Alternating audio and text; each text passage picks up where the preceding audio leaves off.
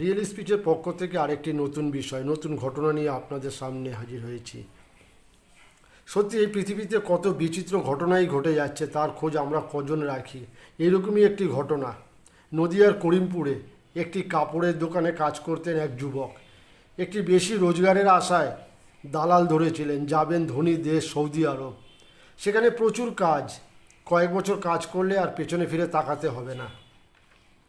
তাই দালালকে 1,60,000 টাকা দিয়েছিলেন। দালাল বলেছিল কাজ মিলবে জেড্ডার সুপার মার্কেটে, সেখানে ভারতীয় মুদ্রায় 32,000 টাকা বেতন পাওয়া যাবে। গত ডিসেম্বর মাসে সৌদিতে পা দেওয়ার পরেই বুঝলে সবই ভাওতা। 5 মাস কেটে যাওয়ার পরও কাজ জোটেনি। তারপর খাওয়া দাওয়া প্রায় বন্ধ হয়ে গিয়েছিল, একটা ঘরে গাদাগাদি করে থাকতে হতো। এরকম অবস্থায় জীবনের প্রায় আশা ছেড়ে দিয়েছিলেন। সৌদি আরব বিদেশিদের জন্যে বিভিন্ন রকম নিয়ম কানুন, আইনি কড়াকড়ি। ভারতীয় দূতাবাসে জানিয়েও কোনো কাজ হয়নি। এর মধ্যে একদিন জেড্ডা থেকে লুকিয়ে চলে আসেন মক্কায়। প্রায় 20 দিন একটি ব্রিজের নিচে লুকিয়েছিল।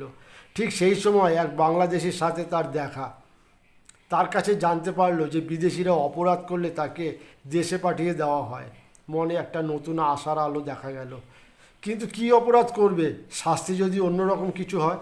সে বাংলাদেশির কাছ থেকে জানতে পারলো সৌদির রাস্তায় জল ও আনাজ বিক্রি করাটা হচ্ছে অপরাধ। পরের দিনকে জল নিয়ে রাস্তায় বসে গেলেন, আর সাথে সাথে পুলিশ এসে ধরে নিয়ে গেল। কয়েকদিন জেল, তারপরে পুলিশ নিজের চেষ্টায়, নিজ উদ্যোগে তাকে দেশে পাঠিয়ে দিল। এ যেন অপরাধ করেও মুক্তি পেল, আর সৎ কাজ করে না খেয়েছিল, বিপদে পড়েছিল। তাই যতই বিপদে পড়ুন না কেন, শান্তি ও ধৈর্য ধরে থাকুন, পথ একটা বেরোবেই। আরেকটি ঘটনা, টাকার লোভ মানুষকে যে কতটা নিচে নামাতে পারে তারই একটা জ্বলন্ত উদাহরণ। বিধবা স্ত্রী সেজে 10 বছর ধরে মৃত বাবার পেনশন তুললেন মেয়ে। এটা হয়েছে লখনৌয়ে। বিধবা স্ত্রী সেজে একদিন দুদিন নয়, প্রায় 10 বছর। এখনও পর্যন্ত যে টাকার হিসাব পাওয়া গেছে 12 লক্ষ টাকা, কিন্তু শেষ রক্ষা হলো না। অভিযুক্তের স্বামী অপকর্ম ফাঁস করে দিয়েছিলেন, আর তারপরে পুলিশ গ্রেপ্তার করে মহসিনা নামে সেই মহিলাকে। চাঞ্চল্যকর এই ঘটনাটা ঘটেছে উত্তরপ্রদেশে। উত্তরপ্রদেশের আলীগঞ্জের বাসিন্দা বিজারত উল্লাহ খান নামে এক সরকারি কর্মী অবসর নেন 1987 সালের 30শে নভেম্বর। সার্ভেয়ার ছিলেন।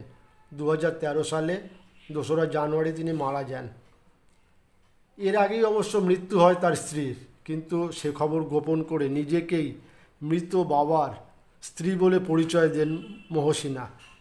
সেই মতো করে জাল নথিপত্র বানিয়ে ফেলেন। নথিতে মায়ের ছবির বদলে সেটে দেন নিজের ছবি।